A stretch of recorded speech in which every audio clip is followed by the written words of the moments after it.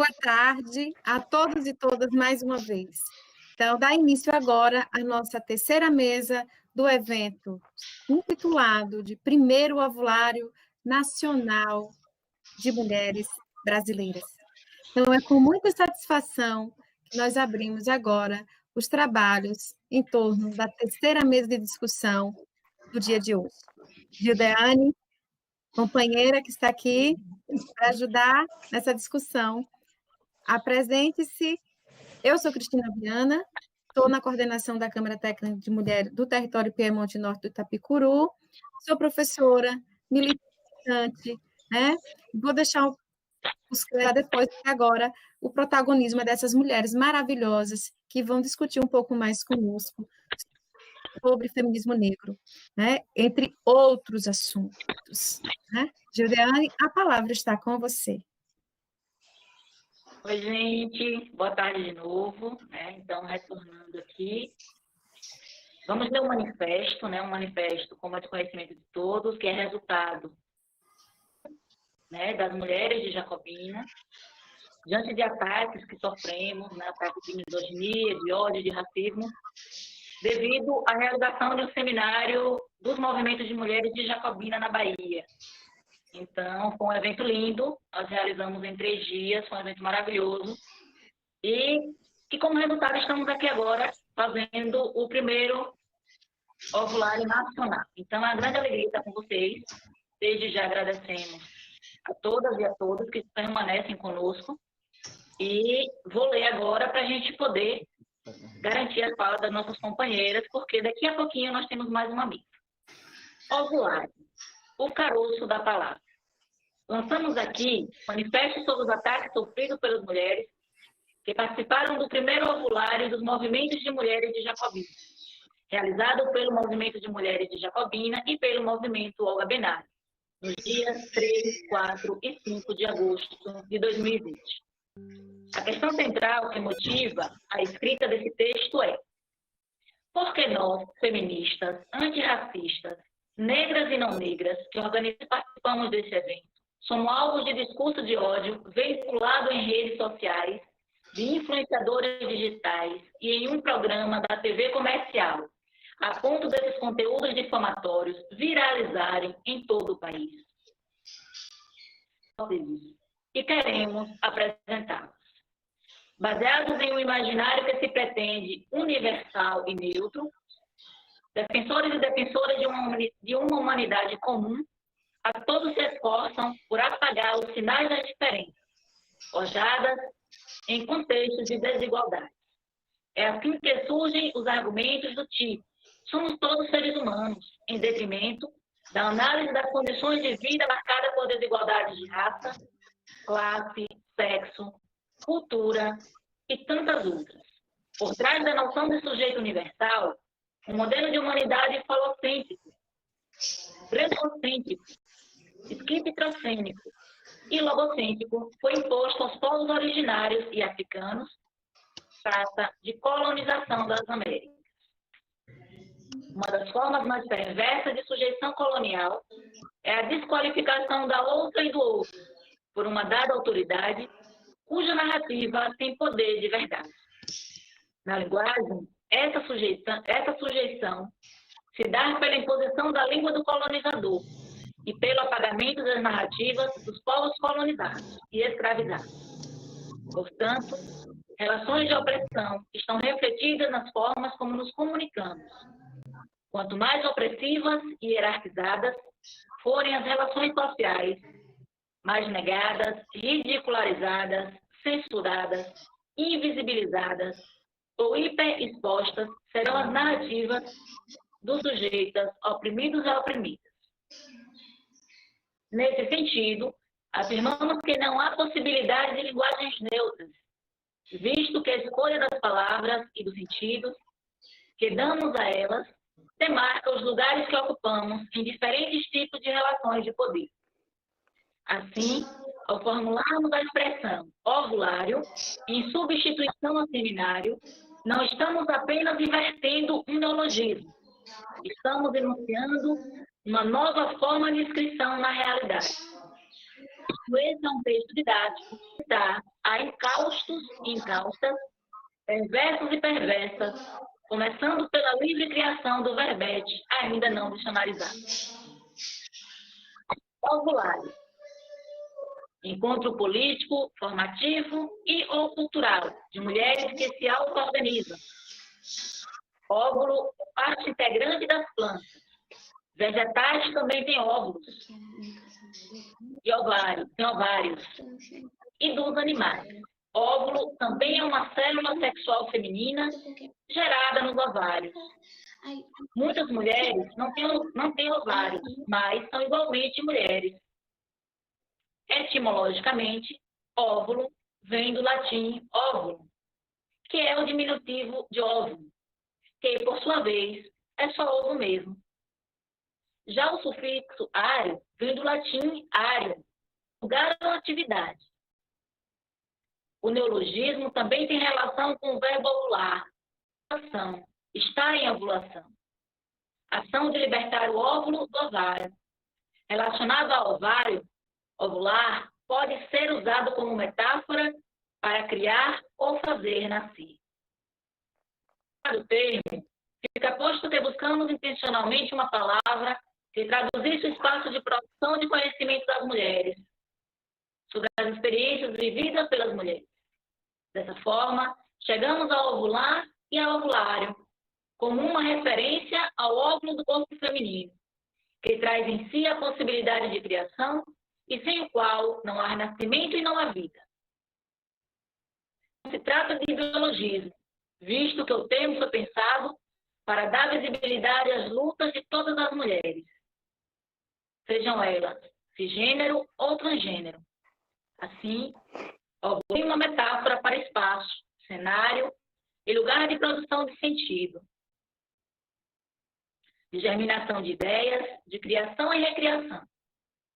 Também não se trata de um binarismo excludente, seminário versus ovulário, mas de uma expressão que surge para nomear novos comportamentos sociais, que as mulheres vêm desenvolvendo em seus ativos de auto-organização e autoformação. É preciso destacar que o termo não é criação desse grupo. Nós os adotamos acompanhando a utilização desde 2010, em registro de um evento denominado Distrito Federal, Primeiro Ovulário, Lei Maria da Penha para Todas, no CEF 213 de Santa Maria. Da mesma forma, desde 2016, o Coletivo de Mulheres Advogadas da Bahia, a Tamo Juntas, vem utilizando o termo, como no relato intitulado Ovulário Tamo Juntas. Uma sobe e puxa a outra, apresentado no Fórum Social Mundial de 2018 em Salvador. Entretanto, em função da realização do nosso ovulário, recebemos uma enxurrada de difamações, ridicularizações, calúnias e injúrias que configuram um verdadeiro tratado linguístico de misoginia, veiculadas em um programa de TV e em páginas de Instagram, Twitter e Facebook, que expuseram nossos nomes e imagens e incitaram ainda mais as violências que sofremos cotidianamente. Compreensionismo perverso daqueles e daquelas que ridicularizam o termo ovulário apresenta-se como uma estratégia negacionista para fugir do caroço da palavra, do cerne da questão. A violência contra as mulheres, combatida por feministas, visto que foi no contexto da discussão sobre o crescimento da violência no período do isolamento social, quando mulheres sofrem em silêncio, confinadas no mesmo espaço físico que seus agressores, que organizamos o nosso primeiro ovulário, na cidade de Jacobina, para discutir o enfrentamento à violência doméstica e familiar e a cultura do estupro. Nesse sentido, entendemos que o ovulário deve soar como uma tortura para machistas e fascistas. Os nossos debates são centrais para a destituição do poder patriarcal. Mas, felizmente, somos falantes da língua e sujeitas da história. Reivindicamos que o ovulário está perfeitamente de acordo com as transgressões das normas que nos oprimem e com as regras vivas de formação das palavras. Os ovulários de seminário, nas condições que descrevemos, é uma estratégia discursiva de visibilização das mulheres e de suas lutas contra uma discriminação que se verifica também na linguagem e nos impõe um lugar de subalternidade e de invisibilidade na história. Como diz Marcos Wagner no texto, Presidenta, sim, a especificidade do feminino sempre desaparece na forma supostamente neutra do masculino. Dessa forma, concordando com Cristina Garcia, entendemos que nomear é um ato político, um ato de poder. Nós necessitamos nomear-nos. Não custa lembrar que em uma estrutura social fundada em ideologias racistas, heteropatriarcais e sexistas, forjadas dentro de um modelo econômico perverso, barbáries são consideradas naturais, como nos ensina Sueli Carneiro. E o mal não passa de uma banalidade, como nos diz Hannah Arendt. O episódio recente da criança de 10 anos, que engravidou de seu tio, que a estuprava desde os 6 anos, e as tentativas de grupos fundamentalistas de impedirem o aborto assegurado em lei, são barbáries emblemáticas anunciadas pela violência discursiva que sofremos cotidianamente. Por fim, entendemos que para desnaturalizar discursos de ódio na era da cybercultura, precisamos compreender discurso de ódio como ato, portanto, menos agressivos, comentários ofensivos, postagens caluniadoras e injuriosas devem ser tratadas como o que são: crimes. Agradecemos imensamente o apoio das organizações sociais, dos movimentos de mulheres, do movimento negro e de todas as pessoas que se pronunciaram contra os ataques misóginos que estão sofrendo. Aproveitamos para comunicar que a organização do nosso segundo ovulário já está em curso. E agora, hoje, nesse dia, realizamos o primeiro ovulário nacional, Mulheres Brasileiras em Procriação. Estamos bem, mas juntas ovulamos melhor. E é com esse texto, com essa nossa indignação, com esse nosso, que agora a gente segue fortes, fortalecidas, inspiradas e motivadas para tratarmos um pouco sobre os movimentos e os feminismos negros. Cristina Viana, Gabriela, com vocês.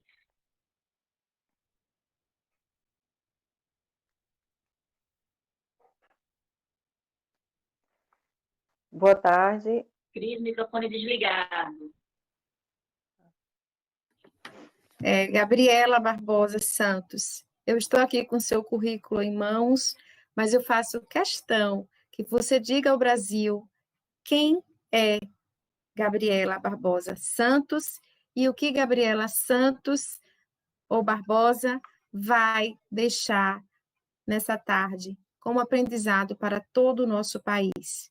Então, Gabriela, a palavra está com você, mas eu já agradeço a participação de Karina, que está aqui conosco, Karine, e também da nossa companheira Rosângela Hilário, que vai fazer toda essa discussão em torno do tema da tarde, que é feminismo, né, os movimentos e o feminismo negro.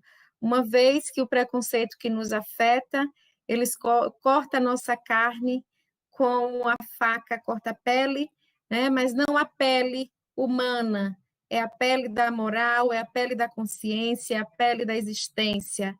Existe curativo para a pele extra, fora, mas não existe curativo para a alma, não existe curativo para a dor que chega ao caráter e que faz muita gente desistir da caminhada em decorrência dos preconceitos sofridos ao longo de sua vida, que faz muitas mulheres desistirem de sonharem por serem mulheres oprimidas ao longo de sua existência. Então, essa mesa, ela perpassa pelos movimentos e pelo feminismo negro. Nós, mulheres negras, somos 24% da nossa nação, né? De um total de 28%, se não me falha a memória. Então, nós precisamos entender, e a sociedade precisa entender, precisa registrar, que sobre os nossos ombros está a dor de parir o Brasil, está a alegria de vê-lo crescer, e está a tristeza de vê-lo ser ceifado em decorrência dos preconceitos e da segregação sofrida ao longo dos séculos.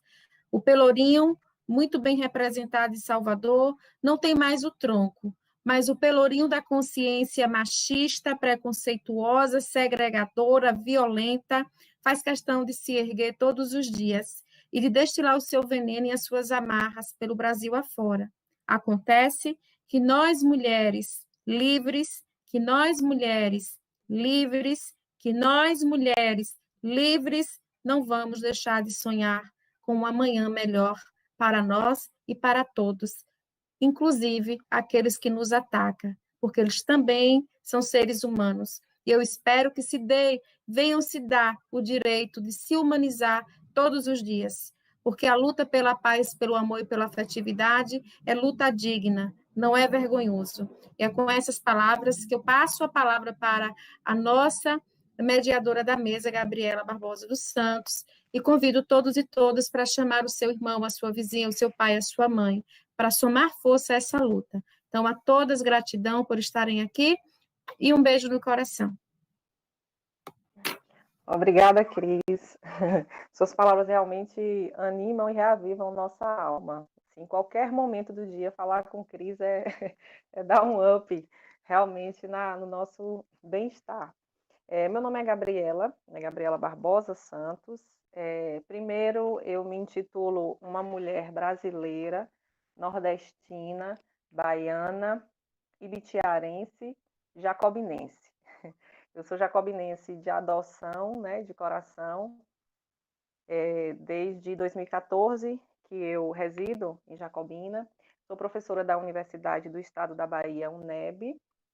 Né, minha formação é formação jurídica, sou professora do curso de Direito, e também tenho, dentro do curso de Direito, a minha abordagem principal é sobre direitos da criança e do adolescente e da adolescente. E dentro das discussões que a gente faz na universidade, eu também milito com os estudos de gênero e feminismos, né? E mais atualmente, dando enfoque também na questão do direito à segurança alimentar e nutricional. Apesar de todo o sofrimento, né, que as mulheres de Jacobina historicamente vêm passando, a gente sabe que a estrutura patriarcal realmente no nosso município é muito forte, arraigada. Jacobina é uma cidade marcada pela violência colonizadora, bandeirante, sobretudo, que dizimou nossos povos indígenas e que escravizou inúmeras pessoas, né, pessoas negras, e que infelizmente não resgata essa história. Então, muitas vezes, essa reprodução da violência tem a ver com a nossa falta de memória histórica. E é o que eu desejo a Jacobina, é que essa retomada da sua memória seja de fato um acontecimento, que isso possa ser concretizado, porque as nossas gerações atuais e as futuras, sobretudo nossas jovens e nossos jovens, precisam conhecer de onde vem, qual a sua história, né, para defender essa raiz. Quando a gente encontra a nossa raiz, a gente se fortalece mais. E eu acredito que as mulheres, quando andam juntas, elas andam melhor. Eu não tenho dúvidas disso. E esse é o sentido, inclusive, dos movimentos feministas, né? Que são movimentos plurais, mas que têm um objetivo central, que é, de fato, buscar um mundo melhor, né? Um bem viver para as pessoas e não só para as mulheres, porque o que as mulheres querem é um mundo melhor, onde a gente possa viver em paz, em irmandade, com solidariedade. Então, nesse sentido, eu gostaria de cumprimentar todas as minhas colegas, né, dizer que é uma grande satisfação estar aqui com vocês, demarcando esse momento histórico, que já é histórico, não só em Jacobina, mas no Brasil e no mundo todo, e dizer que é isso, quando as mulheres estão na luta, os homens se incomodam, alguns, outros se unem a nós, e esse é o movimento. A gente não vai desistir por isso, nunca foi fácil, e nossa tarefa é essa, vamos para frente fazer mais o segundo ovulado nacional, o terceiro, o quarto, o quinto, e assim vamos, né? Porque a gente não cansa nunca. Então, mais ou menos esse meu recado para vocês. Estamos juntas para o que der e vier.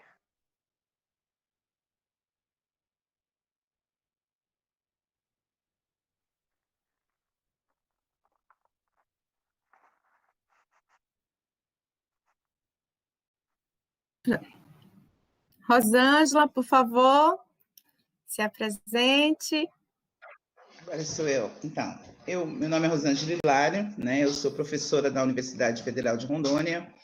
Eu tenho o privilégio de liderar o grupo de pesquisa ativista Audre Lorde, que tem pautado no meu estado, no estado de Rondônia, e ouço dizer, está se esparramando aí pelo Brasil também, uma discussão sobre o lugar e espaço que a interseccionalidade conduz o ser humano, né? Basicamente pautado nas identidades das dissidências sexuais e das mulheres pretas, porque a gente tem aprendido muito com os movimentos estratégicos, né, que as mulheres pretas, sobretudo da periferia, fazem para resistir, existir e pautar direito para os seus iguais, para as suas comunidades, etc. e tal. Eu confesso a você, Cristina, que muito embora eu tenha ido para esse movimento por uma raiva muito grande, né? Porque parece é impressionante. Eu ia começar porque eu sou muito abusada, eu ia começar a minha fala dizendo que eu sou mulher preta e abusada. Aliás, mulher preta, doutora e abusada, né? Porque se tem uma coisa que irrita profundamente a branquitude, sobretudo essa que se pauta como conservador e homem de bem, etc., sujeito do bem, cidadão do bem, não sei como é que eles falam, é o fato de você dizer o lugar de onde você está falando. E não é um lugar qualquer, é um lugar a quem estas pessoas, particularmente, querem na subalternidade, que é para poder explorar mais e melhor. Quero dizer a essas pessoas que, enquanto eu me chamar Rosângela Hilário, enquanto eu estiver ligada a mulheres fortes como essas que eu vejo nessa mesa, enquanto eu for produtora de um conhecimento que efetivamente emancipa e liberta, ninguém vai voltar para o armário, ninguém vai voltar para comer em pé na cozinha e ninguém vai ter um destino menos do que merece e escolheu. Isso posto, quero dizer para a Gabriela que eu penso, né, por tudo que eu tenho estudado, né, nos últimos... Eu já nasci, eu acho, resistindo, né, porque eu nasci mulher preta, numa família de mulher preta, de uma avó que, embora ela não soubesse, ela já era feminista, né, porque ela defendia que a gente tivesse emprego e não marido, isso há 50 anos atrás, há 60 anos atrás, há 70 anos atrás. A vovó morreu o ano passado, né, com 98 anos, então, há muito tempo ela já estava sendo feminista, mesmo sem saber que eu era. Isso posto, eu venho também de uma família de mulher forte. As mulheres pautam o destino dessa minha família. Então, eu já nasci sabendo que ter nascido mulher me obrigou a ser resistente, forte e a pautar um projeto de vida onde mais pessoas coubessem aqui. Eu não sei qual é a sua origem, não sei qual é a sua origem, Gabriela, Karine, Gil e Cris, mas é assim, nós que, sobretudo, somos mulheres pretas e pobres ainda, a gente tem que pautar um projeto de vida, de existência, que vai cabendo mais pessoas aqui dentro para a gente ir empurrando também. Né? A nossa estratégia de resistência, sobretudo as mulheres pretas, tem sido essa. Nós vamos, né, e vamos trazendo outras conosco. Então, isso para nós não é novidade nenhuma. E quando a Lil, que é a minha... Eu conheço a Lil desde 2017, conheci a Lil num evento, né? E desde lá a gente se segue mutuamente, a gente não se encontra sempre, mas estamos sempre falando, porque ela é uma querida, né? Eu sou encantada com ela, com o acolhimento, com a alegria com que ela trata todas as pessoas. E desde então, o que eu tenho pautado de verdade é um mundo, sabe, Gabriel? Inspirada nesse feminismo de gente preta, é um mundo onde todas as pessoas, e principalmente as mulheres, possam escolher por quais caminhos vão caminhar, como vão caminhar e com quem vão caminhar. Essa tem sido, eu acho que essa é a grande sacada do feminismo negro. Cabe todo mundo aqui, né? Todas as maiorias minorizadas podem seguir juntas, né? E mais do que isso, dar esse direito de escolha, né? No decorrer da nossa conversa, eu vou contar uma historinha que eu aprendi com a vovó para vocês, que é a historinha que realmente me empurra, vai me empurrando assim para frente. Então, eu acho que basicamente é isso. Eu sou doutora preta abusada, professora da Universidade Federal de Rondônia, e sim, meu lápis não era assim, não. Começava com... Mas agora, respondendo a essas pessoas aí que, na verdade, começaram um movimento lindo, a gente tem que agradecer a eles e elas, né? Elas começaram um movimento que é maravilhoso, né? Eu vou mudar o meu lápis, vou botar lá, mulher, preta abusada, pós-doutora e doutora em educação. Quem quiser que lute, quem não ficar feliz, que mude de mundo, né? É isso.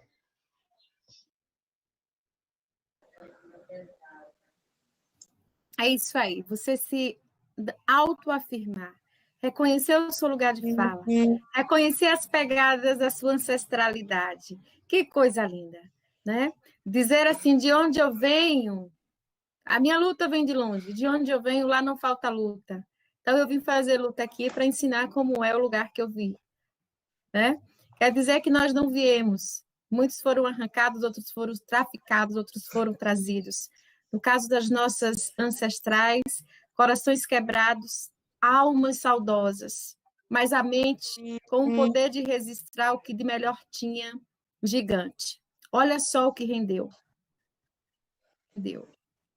Então, neste momento, eu quero te agradecer, Hilário, e pedir a Karina, né, que se apresente para nós. Eu sempre faço isso, né? Eu gosto que a pessoa diga ao mundo quem ela é, né? Eu estou aqui com toda a descrição, mas outra coisa é ouvir você com sua intensidade, com sua força, com sua representatividade, com sua energia. Diz para nós, Karina, quem é você? Boa tarde a todas, todos e todes. Eu sou Karine Teixeira Damasceno, vou me inspirar mesmo na forma de se apresentar de Rosângela Hilário, né? Uma pós-doutoranda em História Social, começo por aí, então. Doutora em História Social, pós-doutora em História Social da Cultura pela PUC-Rio,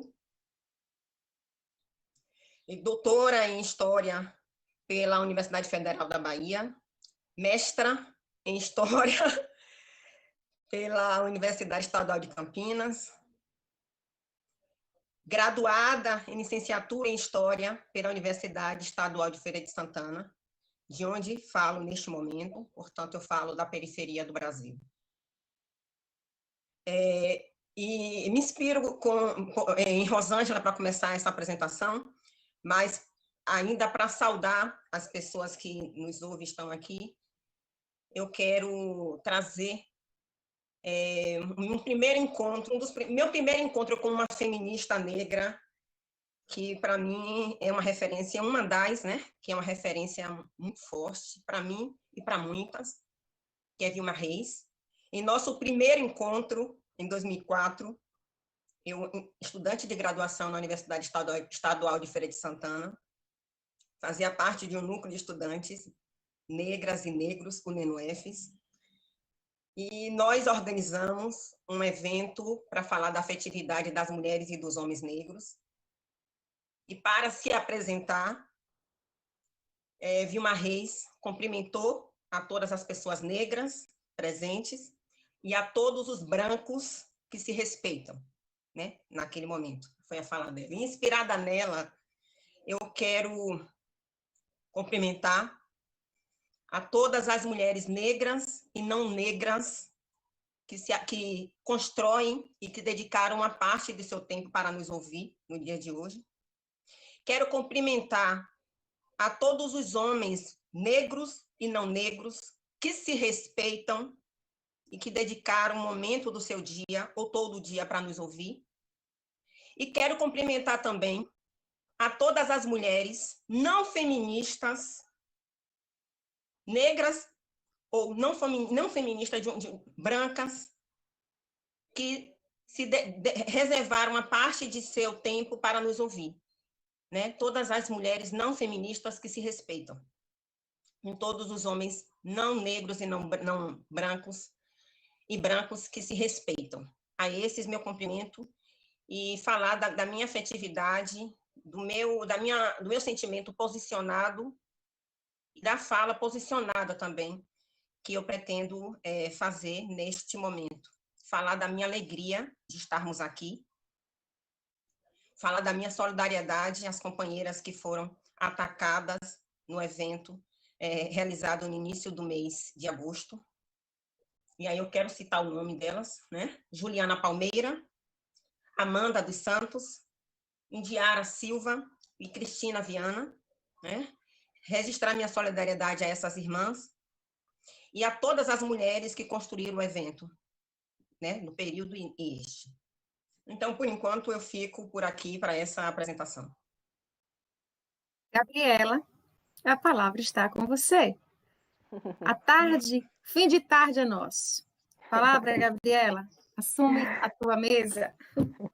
Obrigada, Cris. Obrigada, meninas. Falas potentes. E, assim, já nos enche de esperança para esse final de tarde. Eu espero que todas e todos tenham um bom evento, né? E que a gente consiga fazer boas reflexões. Eu gostaria de, também, nesse momento, fazer um agradecimento especial à presença das mulheres quilombolas do Projeto CAR, do território do Piemonte Norte e do Itapicuru, né, que tem acompanhado também o evento no dia de hoje. E dizer que eu saúdo a todas e todos, fazendo uma menção, uma lembrança nesse dia de Ansan, da figura de Marielle Franco. Então, em nome dela, eu dou iniciar os trabalhos aqui dessa mesa e espero que a gente possa ter uma discussão bastante profunda, profícua e que a gente possa aprender muito, porque, sem sombra de dúvidas, de todas as bases que o feminismo tem me dado, os feminismos negros, com certeza, têm aberto muito mais o meu horizonte. A ideia de interseccionalidade, de fato, leva a gente para um outro campo, que é um campo do desconforto, mas também da libertação. Então, eu queria agradecer todas as mulheres negras que militam nos movimentos feministas, né, e em nome de Marielle Franco. Bom, então vamos dar início às nossas falas. Nós teremos, então, as falas da Rosângela Hilário e da Karine Teixeira. Então, teremos por volta de 20 minutos, mais ou menos, de debate. As companheiras e companheiros que estão nos assistindo podem utilizar o chat para estar mandando também perguntas, comentários, considerações, que a gente vai estar acompanhando daqui. Então, Rosângela, a palavra está com você. Obrigada, Gabi. Deixa eu dizer uma coisa antes de eu começar a palavra. Eu não posso deixar de fazer isso, porque realmente seria muito ingrato da minha parte, né? Eu tenho uma grande amiga que está fazendo parte da organização. Na verdade, ela está representando a todas nós de Rondônia, muito embora ela não seja mais de Rondônia, de uma maneira linda, né? Porque a minha agenda é horrível. Minha agenda é horrível. Para vocês terem uma ideia, esse é o terceiro encontro que eu estou fazendo no dia de hoje, né? E Maria do Carmo foi a pessoa que me recebeu em Porto Velho. É uma mulher de uma força que eu não sei onde ela vai buscar. Ela não é baiana, mas ela se constituiu intelectual, potência que ela é na Bahia. E aí ela está me sacaneando aqui, né? Dizendo que eu sempre fui abusada, mas que nos últimos tempos só eu dou conta de ser tão abusada. Né? É uma amiga querida, é uma pessoa que tirou o filho dela do quarto dele para ele dar lugar para eu ficar quando eu cheguei em Porto Velho. Eu cheguei em Porto Velho com uma mala, muitos sonhos e muita esperança de fazer, realmente, de poder ser a diferença. Então, assim, Maria do Carmo, eu não poderia deixar de dizer muito obrigada de você ter assumido, junto com essas meninas maravilhosas, a organização e a potencialização desse ovulário que está unindo o Brasil de ponta a ponta e, muito mais do que isso, ampliando as nossas falas, sabe? Amplificando o poder das nossas falas. Isso dito, né? Eu não poderia deixar de fazer isso, porque a Maria do Carmo, quando eu disse para ela, aconteceu isso, ela disse, como é que eu posso ajudar? E ela é muito assim, sabe? Ela,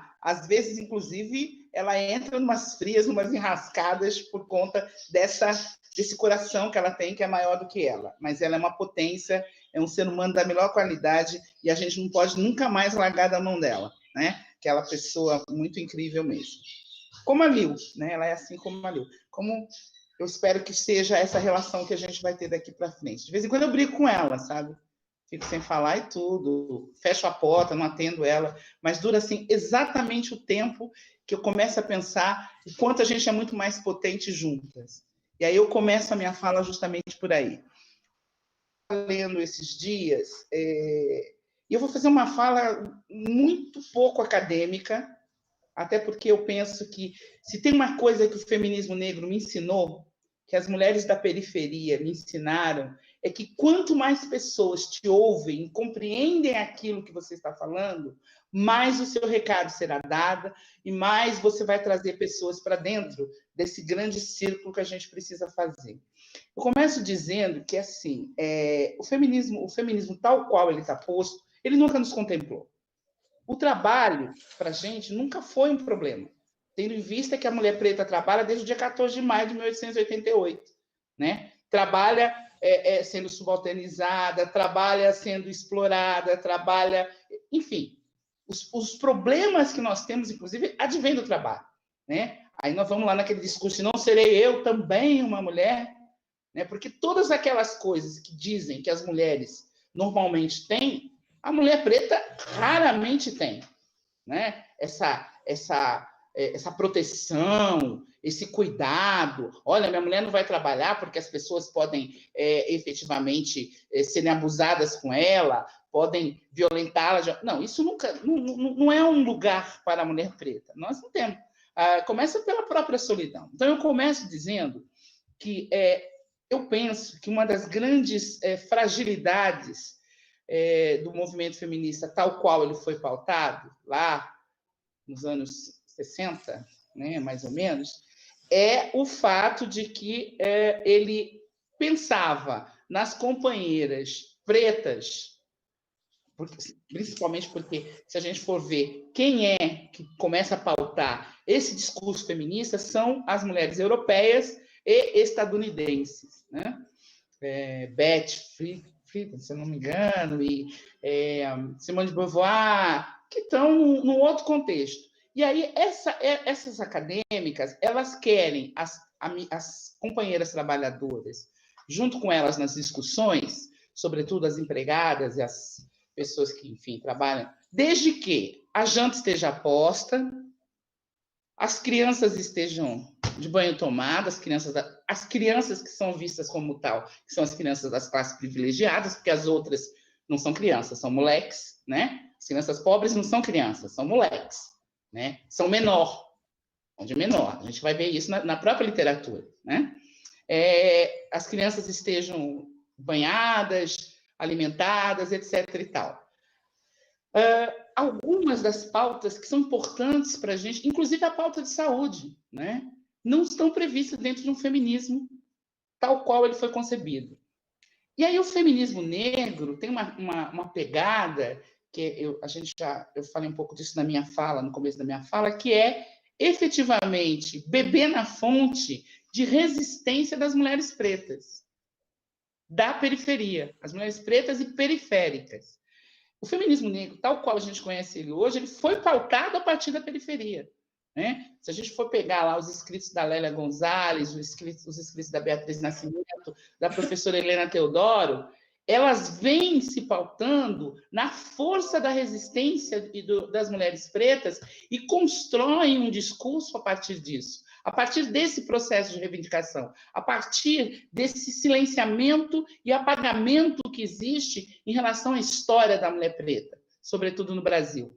Nós vamos pautar aí, há uns anos atrás, a Sueli Carneiro traz no livro dela, esse livro que tem sido meu livro de cabeceira, né, Escritos de uma Vida, ela traz lá um capítulo especificamente falando de uma novela que teve na Globo, que eu não vou lembrar o nome agora, que eu sou péssima, que falava da vinda dos italianos, né? E apresentava o povo preto, né, o povo italiano, como um povo que chegou e veio salvar o Brasil, etc. e tal, e veio trabalhar e trouxe tecnologia, só que não. Né? Os italianos foram o povo que vieram para o Brasil, efetivamente, numa pegada já recebendo grana. E para que esse povo fosse lá para dentro das fazendas, o povo preto saiu e foi andar às margens, né? As mulheres italianas não queriam trabalhar nas casas grandes, E quem foi trabalhar na Casa Grande foi as pretas, que precisavam botar comida na mesa para os seus filhos, para os seus, às vezes, mais velhos, enfim, para todo mundo, para as famílias. Elas foram cuidar. E a partir elas foram criando estratégias, né, principalmente as mulheres, de se juntar para fazer esse movimento de resistência. É uma coisa impressionante. A gente começa a observar os movimentos, por exemplo, de formação de grupos de sindicato aqui de São Paulo, onde eu nasci, muito embora eu moro em Rondônia há mais de uma década, eu nasci em São Paulo, eu vivi grande parte da minha vida em São Paulo. Quando a gente começa a estudar os movimentos do proletariado, né,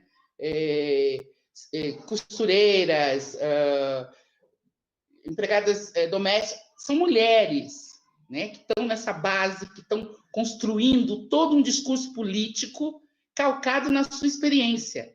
E isso é muito interessante, porque a gente começa lá em 1888 e vem. Mas quem tem o protagonismo dessas narrativas e quem aparece são os homens. É muito interessante isso. Tanto que, assim, a primeira deputada negra, a primeira pessoa da raça negra a efetivamente ocupar uma cadeira no parlamento é uma mulher.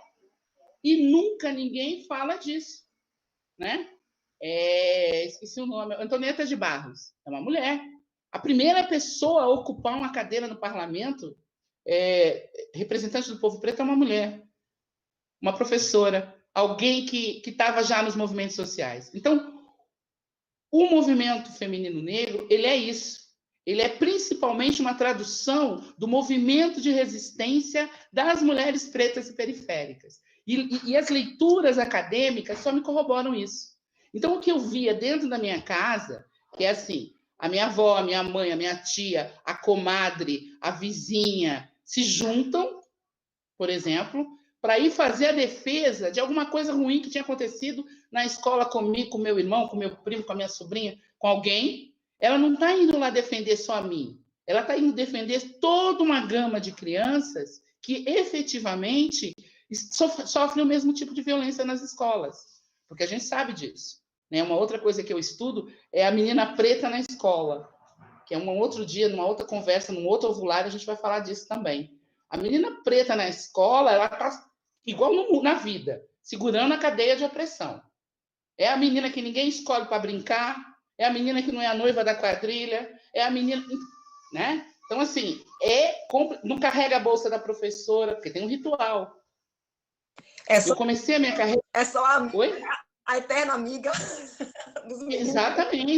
Exatamente. É aquela coisa de você... começa ali, o martírio começa ali, né?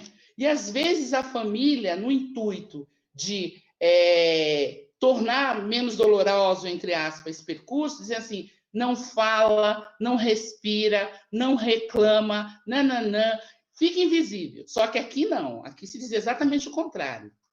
Seu cabelo é lindo, você é bonita, não baixa a cabeça. E isso é muito importante para a formação da autoestima, né? Mas voltando aqui ao feminismo negro, aqui na minha casa eu tive assim exemplos muito claros de que até porque nos bairros, nos espaços periféricos, a figura masculina na família é quase inexistente. É quase inexistente, né? A gente percebe, é uma coisa muito interessante. Quem efetivamente vai empurrando a família para frente são as mulheres. E essas estratégias que elas vão efetivamente traçando, vão construindo, vão organizando, faz com que a gente comece a prestar atenção nesse movimento de mulheres periféricas, né? Se a gente for estudar mais a fundo, o SUS, por exemplo, ele começa no movimento de mulheres da periferia de São Paulo, um lugar chamado Jardim Nordeste, cujos filhos tinham AIDS. Ou seja, mais uma vez, a matriarca preta vai lá defender o seu filho que precisa de um atendimento diferenciado. Então, o feminismo negro, ele é organizado a partir dos conceitos do matriarcado africano. E é uma coisa que é uma delícia de estudar, porque o matriarcado africano, em contraposição ao patriarcado, que a gente vê aí como escolha política para de administrar espaços, né? O matriarcado africano, ele é includente, ele traz pessoas. Então, assim, não como se fala? Administrar para a minha casa, para a minha família, para o meu grupo. É administrar para a minha comunidade, para a minha aldeia, para as minhas pessoas. Então, não é o que é bom para mim, é o que é bom para nós. Né? Os homens africanos saíam para guerrear, plantar, caçar. Eu ia falar uma palavra, mas não pode, porque o horário ainda não permite. As mulheres ficavam, né, para gerir a comunidade. E essas estratégias que elas iam criando, tá? O que tem para vender, o que tem mais, quem conseguiu menos coisa, etc. e tal, vai sendo apropriado, inclusive, nos focos de resistência no Brasil. Eu sou imortal, eu não, mas meu legado, da Academia Rondoniense de Letras, né? E a minha patronesse é Teresa de Benguela, por quem eu sempre tive uma grande admiração. Eu posso dizer para vocês que a Teresa de Benguela também era feminista, e não sabia. Por quê? O Quilombo de Quatirê, ele se torna... Eu nunca sei se eu falei direito o nome, mas eu acho que é isso mesmo. Ele se torna muito mais potente depois da morte de José Piolho, que é marido da Teresa de Benguela. Por quê? Porque a Teresa, antecipando em 400 anos o feminismo negro, ou mais de 400, porque é 1700 e pouco, ela cria um conselho gestor para o Quilombo, com homens e mulheres que assim, vão decidir o que é que vai ser feito, como vai ser feito, como são as vendas, quem vai transformar os instrumentos de tortura da Casa Grande, que vem para o Quilombo, em objetos de tecnologia para arar a terra. Teresa vai decidir castigo, quem pode casar, quem não pode casar. E o primeiro ato dela, tanto que ela ficou conhecida no Quilombo como Rainha Teresa, porque ela era uma pessoa extremamente inteligente e justa. Né? E o que vai acontecer? Teresa de Benguela vai efetivamente... O primeiro ato dela, como presidente desse conselho, é criar um espaço onde as crianças vão ter acesso à leitura, escrita e, principalmente, à história do seu povo. De onde vieram, por que estão lá e o que precisam fazer para não continuar nessa situação de escondidas, subalternizadas, enfim. Isso é fantástico. Nem na colônia tinha ainda escolas para o povo, e a Teresa de Benguela já tinha pensado numa escola para o Quilombo de Quatirê. Quatirerê, se eu não me engano. Enfim, Teresa, e ela já era feminista. E as mulheres pretas são isso, é isso. Eu me lembro que quando nós mudamos para um novo apartamento na zona norte de São Paulo, a minha avó fez um movimento e uniu em torno dela todas as mulheres que moravam no nosso condomínio, uma grande parte delas. E elas foram fazer pressão, porque a vovó acreditava o seguinte, que naquele condomínio precisava ter uma escola específica para as crianças das pessoas que moravam naquele condomínio. A vovó foi lá brigar, bater panela na porta do prefeito, na época era o prefeito Mário Covas. Ela foi bater panela na porta dele e dizer, não tem isso, não tem aquilo, não tem condição, não tem transporte. Mas ela não foi sozinha, que é uma outra característica do feminismo negro. Né? Ela foi com um grupo atrás dela, em grande medida mulheres muito fortes, que diziam assim, olha, tá, ok, casa a gente já tem. E o resto? Como é que faz? Ou as nossas crianças não precisam de escola?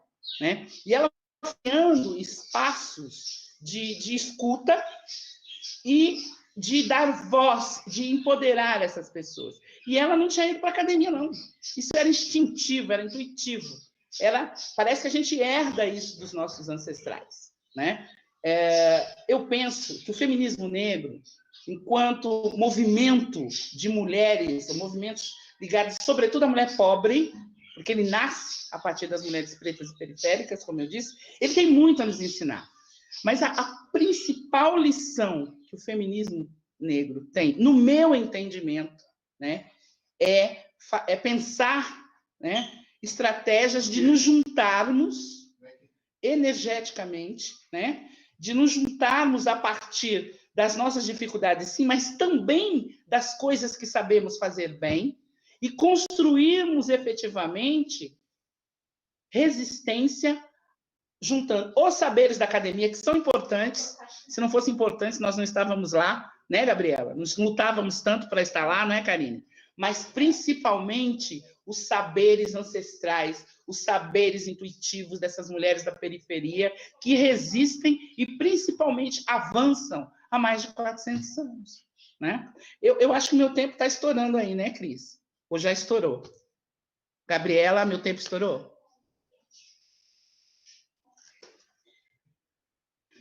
Eu não te ouvi, não, mas tudo bem. Acho que faltam 2 minutos.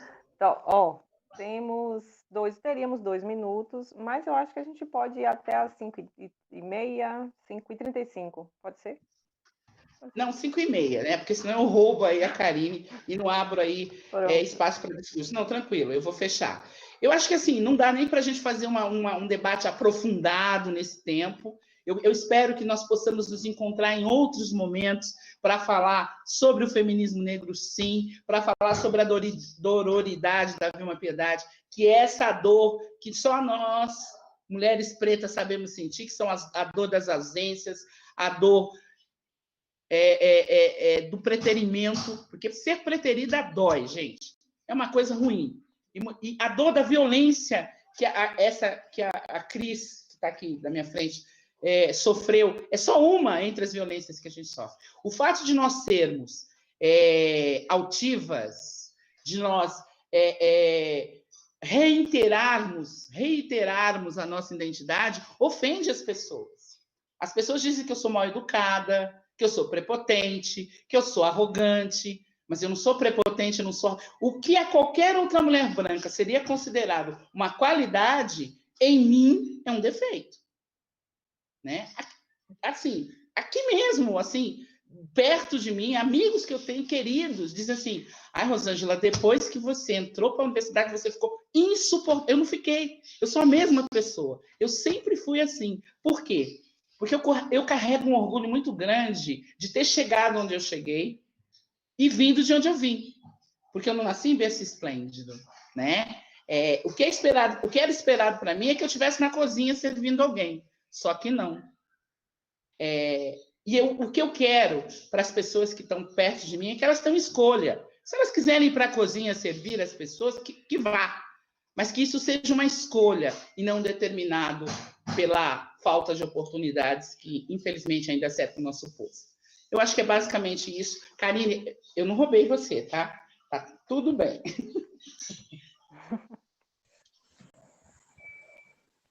Pronto. Muitíssimo obrigada. Angela, muito obrigada, mesmo. Eu juro para você que eu tinha me passado que eu tinha que ficar controlando seu tempo. A conversa estava tão gostosa. O que aconteceu? Sim. Gabriela? Oi. Eu acho que o som de Gabriela ficou mudo, né? Ela não está conseguindo. Pensei que tivesse... Gabriela? Tá mudo. Enquanto vê se resolve lá, eu tenho aqui dois depoimentos. Eu fiz isso pela manhã, fiz durante das 14 horas, e também vou garantir que seja feito aqui durante a mesa 3. Então, vejam bem. Cadê o primeiro relato? Eu não sei se as FIA que estão com a língua afiada falando nessa tela hoje, sabe o peso que tem a mão do... São calejadas. Os meus pés não conheceram meias. São rachados do calor do chão, mas os meus braços são firmes, seguros. A minha mente não teve a oportunidade de chegar e expandir com tanta sabedoria. Eita sabedoria danada dessas meninas. Estou aqui rindo de orgulho. Não sei ler. Meu pai não me permitia ler. Mas eu sei ouvir. Ri ainda há pouco, quando ela disse que era rebelde. Eu também fui muito rebelde, cá do meu canto, do meu jeito. E como é bom hoje, Fia, ver você, ouvir você e dizer assim: estou falando, Fia, porque também me sinto mãe.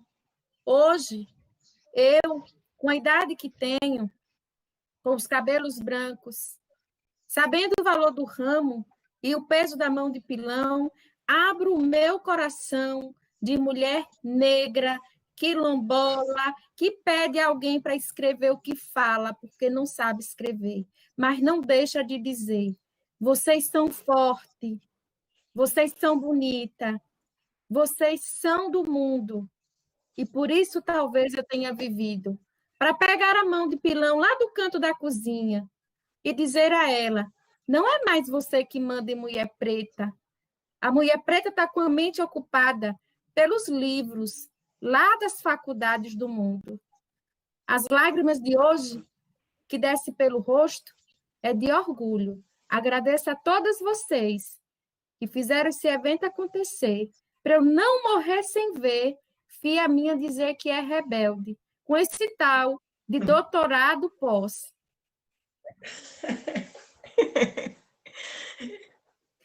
Gente, é lindo, né? Eu estou aqui com as mãos, olha.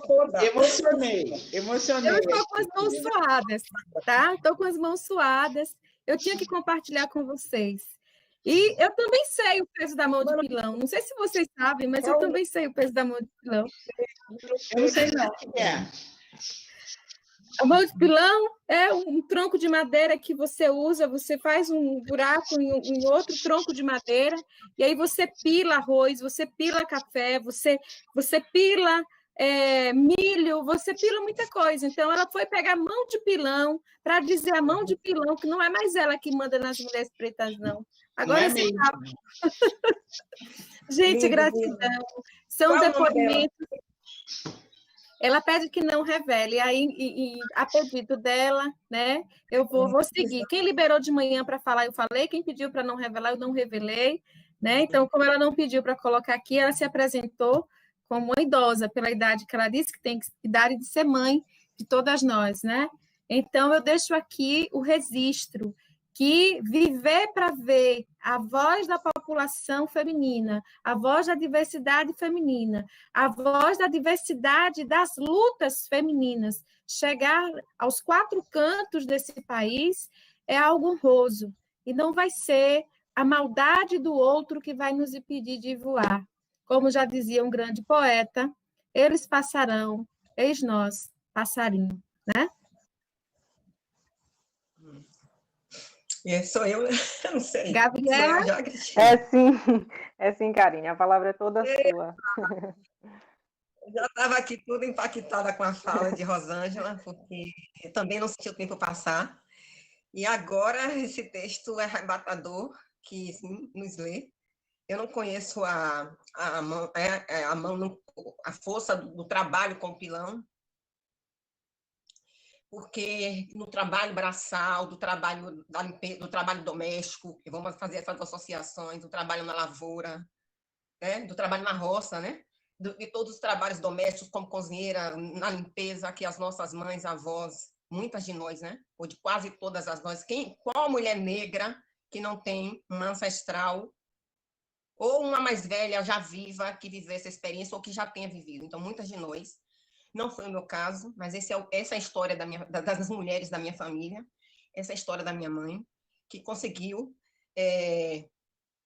com todo esse trabalho, estando nesse lugar de quem faz o trabalho mais pesado, mais difícil, construir condições para que eu pudesse ser um peixe nadando contra a maré, né? E é ainda assim que muitas de nós, né, se veem nos lugares onde nós estamos, né? Nós nadamos contra a maré e nós lutamos para que deixamos de ser peixinhos nadando, né, contra a maré, e sim regra nos espaços de poder, como, por exemplo, a universidade, e outros espaços, como o Congresso Nacional, em outros espaços, né, do poder que faz esse país, que decide como a riqueza vai ser distribuída e como vai ser distribuída.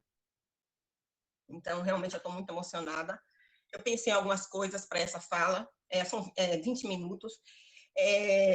Para situar um pouco mais o meu lugar de fala, que não é só acadêmico, eu falei do NENUEFES, mas eu preciso falar de minha atuação política.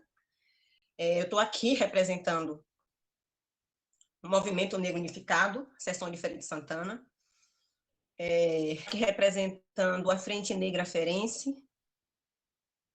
Estou aqui representando a Rede de Mulheres Negras da Bahia e o Coletivo Ivanilde de Santa Bárbara. Eu pensei nessa apresentação, o título O Percurso Político de uma Mulher Preta até... E aí eu estou dialogando, sim, com a discussão sobre colorismo. Eu quero afirmar que eu sou uma mulher preta, porque a quem não deve interessar a nós, que nós somos, enquanto negras, nós também não somos todas iguais, né? Isso não nos interessa negar essas diferenças, e isso não faz com que deixemos de nos perceber, né, aquilo que somos, que é irmãs. Mas, então, quero trazer isso, e também lembrar que a opção é o termo negro e não black, né, como os afro-americanos e as afro-americanas fizeram nos Estados Unidos, tem uma história no Brasil que tem a ver com o contexto em que os nossos mais velhos estavam inseridos na década de 70. Então, não vou entrar aqui nesse debate, eu quero dialogar com essas duas coisas. E aí, falar desse percurso é dizer, e aí, claro, inspirada sim também, não tem como, toca muito na fala de Rosângela, porque quando eu entro, começo a fazer a militância, eu estou no alto dos meus 42 anos, e eu estou falando que tenho 42 anos, porque nós mulheres também temos o direito de dizer a idade, né?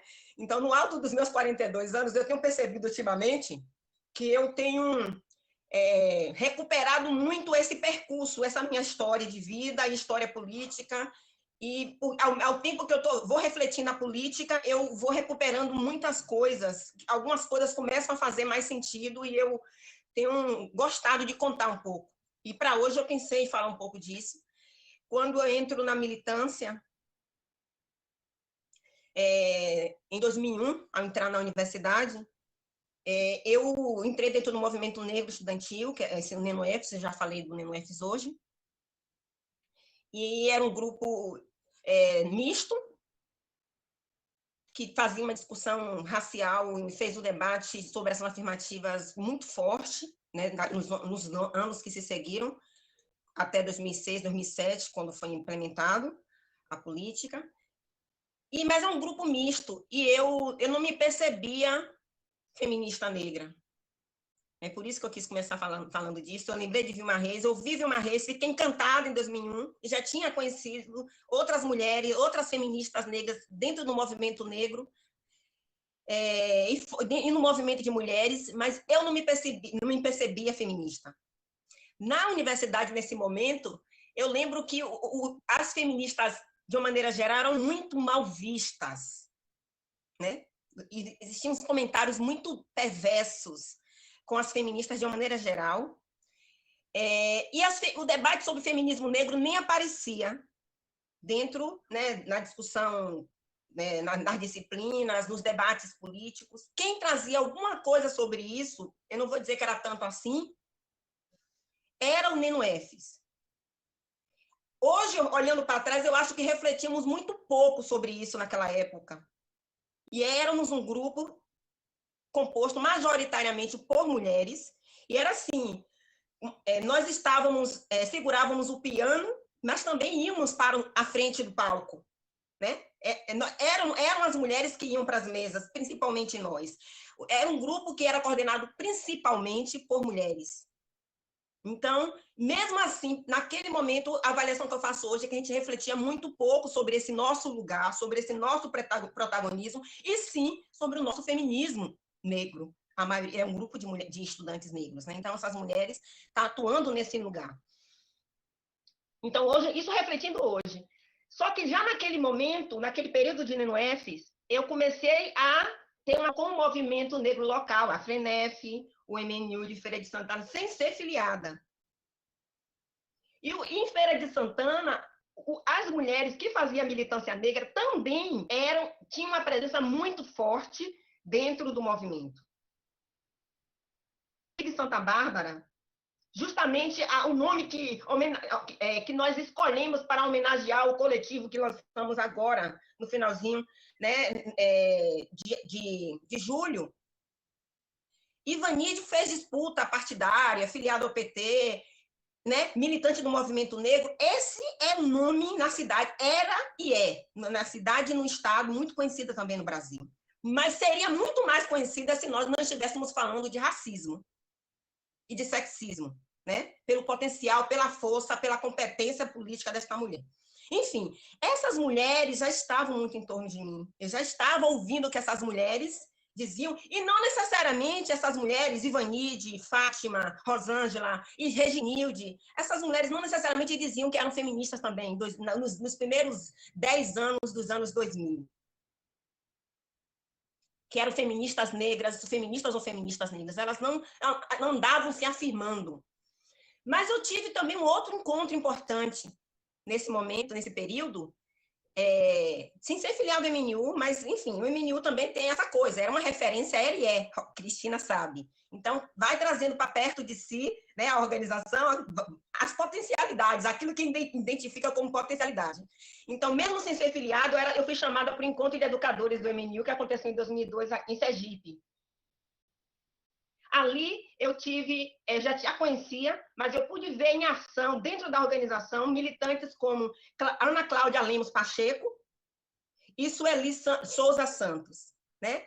Então, duas feministas, duas referências potentes no movimento de mulheres negras, que também, se não fosse o racismo e o sexismo, seriam muito mais, e o regionalismo, seriam muito mais conhecidas, acredito eu.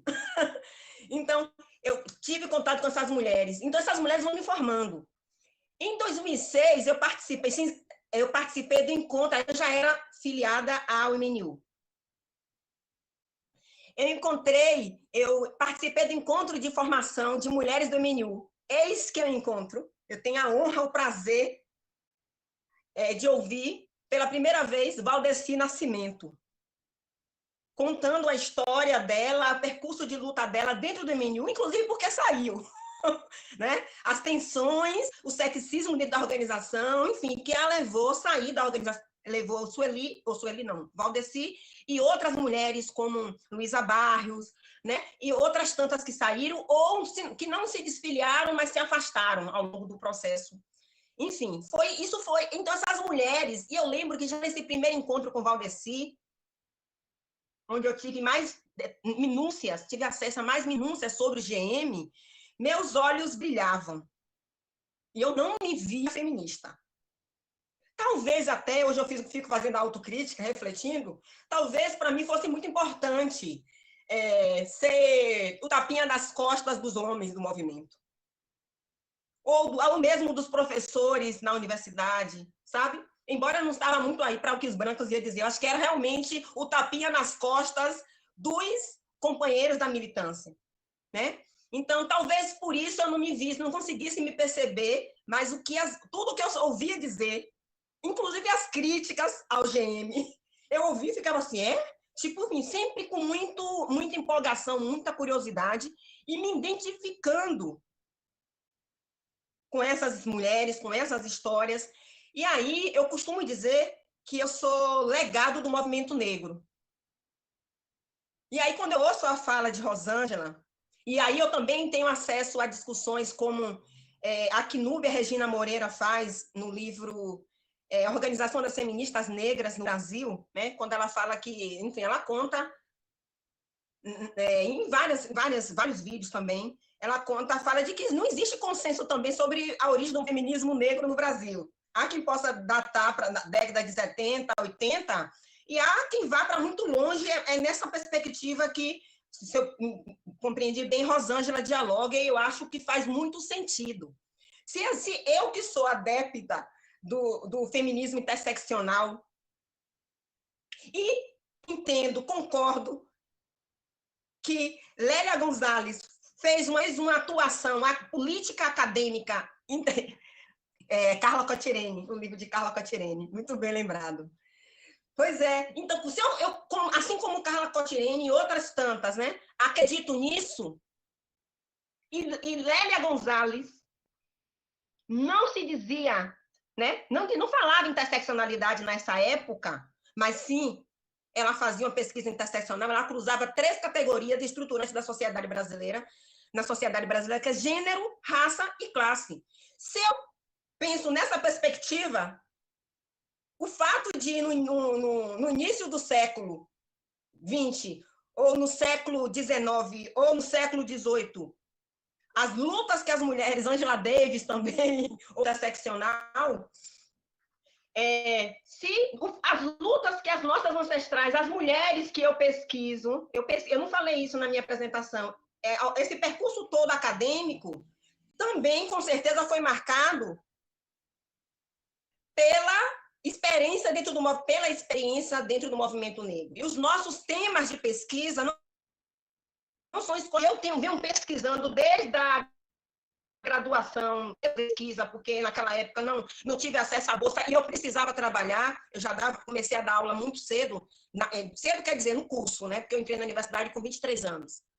Mas, enfim, essa experiência no movimento negro influenciou nas minhas escolhas de pesquisa. E, então, desde o início, o interesse foi buscar a experiência da população negra, e já no final, quando eu termino a graduação, eu faço a opção pelas mulheres negras. Então, o contato com essas mulheres, claro, e com, enfim, a discussão racial me orienta para isso. Mas, enfim, o que eu queria dizer é que as mulheres que eu sou pesquisadora, a minha tese trata de mulheres lutando pela liberdade na segunda metade do século XIX.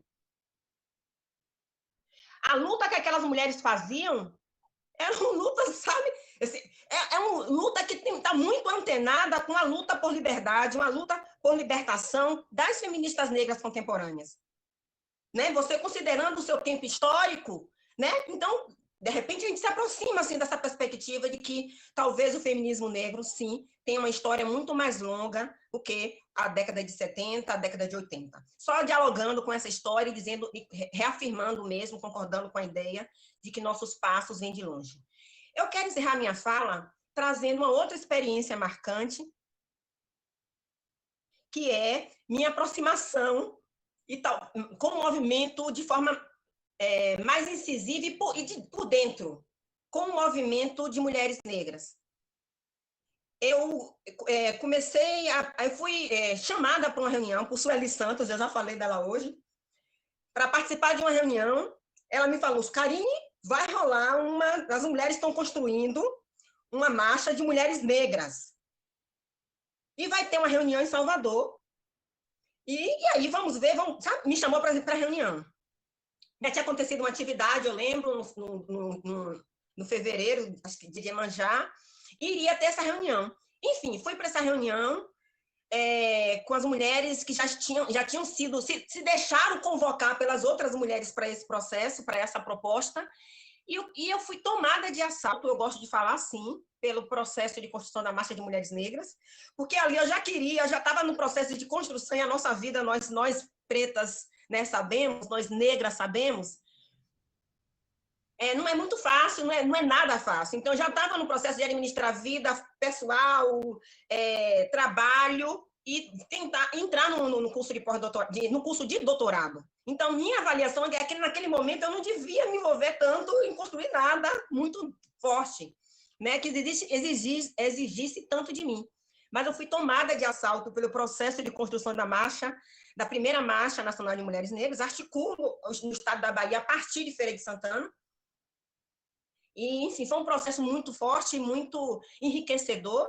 Eu não vou aqui entrar em minúcias do que é o processo, a gente precisa ter um momento só para falar da Marcha de Mulheres Negras, né, do processo de construção e da marcha em si, mas é aí que eu começo a me aproximar, que eu me aproximo, não, é aí que eu me insiro dentro do movimento de mulheres negras, é aí que eu começo a perceber e me sentir confortável para me colocar enquanto feminista negra, né? Então, isso tem pouco tempo, então, de 2013 para cá. E aí, como uma coisa é muito louca, né? Eu fui convocada, ganha para a luta, e isso marca mais uma vez a minha produção. Porque o tipo de pesquisa que eu fiz, isso não foi planejado, isso foi se dando. O tipo de texto que eu, sem modéstia nenhuma, acho que construí, e as companheiras do movimento e próprios professores, enfim, têm avaliado, de que foi um texto que dá uma contribuição importante, e o movimento de mulheres negras tem abraçado esse texto. Com certeza, só teve as questões, eu só trouxe as questões que eu trouxe nesse texto, né? Que eu apresento nesse texto, porque eu tive contato, eu estava vivendo por dentro a luta e refletindo sobre isso, e refletindo desse lugar, e me senti encorajada para, já que eu ia ficar, né, de domingo a domingo, sacrificando feriado, sacrificando sábado, fim de semana, sabe? Na angústia de quando a bolsa ia acabar e eu tinha que terminar logo porque a bolsa ia acabar. Se eu tinha que passar por tudo isso, eu tinha que ser tudo nesse texto. Enfim, eu encerro minha fala por aqui. Não posso encerrar minha fala falando, eu já falei hoje também, mas eu vou fechar falando do coletivo Ivanilde Santa Bárbara, que é uma iniciativa que surge já no processo também de construção da marcha. A primeira reunião do coletivo Ivanilde Santa Bárbara, a partir de várias conversas, acontece em dezembro de 2015. Então, a marcha de mulheres negras aconteceu em novembro. Enfim, nós todas, né, as 7 mulheres que compõem o coletivo Ivanilde, intelectuais negras que compõem o coletivo Ivanilde Santa Bárbara, participaram do processo de construção da marcha e decidimos caminhar juntas, assumindo esse lugar assim de intelectuais e tentando contribuir para a luta contra o racismo, contra o sexismo, em que o nosso povo, e especialmente as mulheres negras, enfrentam. É isso, eu encerro minha fala por aqui. Obrigada. Obrigada, Karine. Nossa, assim, as falas de vocês eu acho que se conjugaram. Não foi nada combinado, mas, né, houve uma conjugação realmente muito interessante que faz a gente pensar muito, né? Vocês vão falando e a gente, assim, nos colocando nesse tempo histórico, né, no movimento feminista, cada uma com suas experiências, e eu acho que é isso mesmo, a gente constrói, sobretudo, o conhecimento a partir da experiência, né? A vida é a nossa maior base teórica, assim, eu diria, né? Então, eu acho que é muito instigante, foi muito estimuladoras as falas de vocês e me fez refletir muito. E, inclusive, gostaria de lhe dizer que o coletivo está aqui presente agora, as meninas, né, já anunciaram. Então, o coletivo Ivani de Santa Bárbara. E você falou uma coisa interessante, que você disse assim, por conta do racismo, o nome dela, né, de Ivanide, não teve a repercussão e o ressoamento que talvez teria se, né, não fosse esse corte racial. E quando as meninas me falaram que você fazia parte do movimento, na minha cabeça me veio a imagem de um homem, o sobrenome Santa Bárbara me remete, né, à questão, né, da ditadura, do companheiro, que foi. E aí eu queria, inclusive, que se você pudesse só, assim, brevemente, historicizar um pouco do processo dela, né, assim, colocar, assim, nesse contexto, é a mesma família, ela faz parte da mesma família, né, dessa história que marcou Feira de Santana. Eu digo porque eu sou pesquisadora também sobre a ditadura civil-militar de 64, né, já tem 15 anos que eu pesquiso o tema, e foi um dos temas assim que também me chamou a atenção, e a gente fez alguns debates em Feira de Santana. Mas o nome dela, de fato, não ressoou, assim, não chegou até a gente, né? Então, se você puder colocar um pouco, eu agradeceria muito. Eu tenho mais dois depoimentos aqui. Eu vou ler o mais frágil, tá? Professora, eu não estou acreditando que isso está acontecendo. 2 mulheres negras com pós-doutorado? Meu Deus, isso é verdade? Quando eu crescer, juro, Pro, que quero ser igualzinha a elas. Pergunta essa do cabelo vermelho, o que foi que ela fez para não desistir quando chamaram ela de burra, quando disseram que ela era feia e que os pais delas não teriam condição de comprar os livros caros que precisamos comprar quando estamos na faculdade.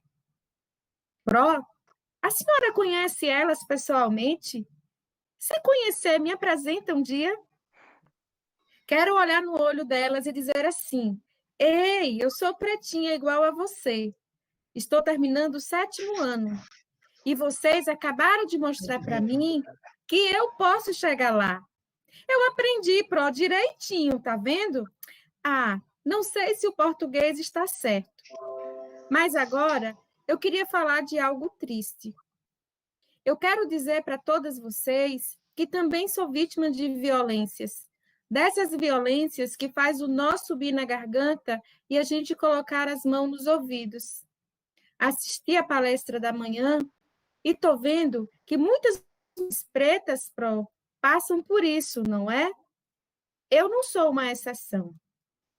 Acompanhei de perto o sofrimento da garota de 10 anos e me perguntava o tempo todo: por que, meu Deus, tanta maldade? O que fizemos de tão errado assim?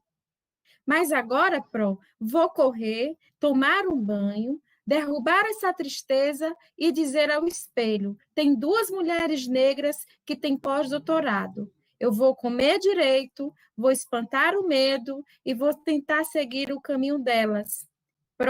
Pergunta a elas qual é o mapa. Você falou de mapa pela manhã. Pergunta a elas qual é o segredo.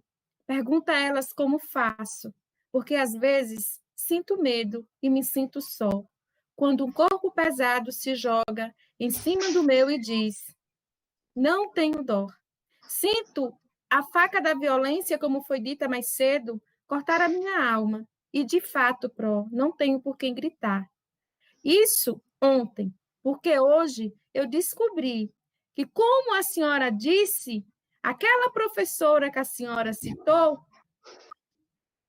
mais cedo, também tenho professores que me encorajam e que não me deixam desistir diante do medo.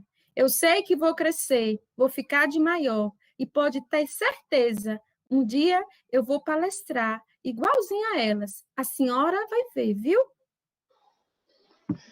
Eu estou aqui. Eu sou aquela. Dizem, né? Uma vez eu joguei búzios, agora há pouco tempo, e disse que eu sou filha de Inhaçã. Mas deve ser uma Inhaçã muito da chorona, muito da Inhaçã paraguaia, porque assim, eu choro em batizado de boneca, né? Sofia, minha netinha, faz batizado de boneca, eu choro no batizado da boneca dela. Porque algumas coisas, só quem passou por elas pode ter a dimensão do que significa, né? Você ser excluída dos espaços simplesmente porque você é você. Imagina, e eu, particularmente, eu nunca fui magra, nunca fui gostosona, não sei dançar samba, nada disso. Quer dizer, então...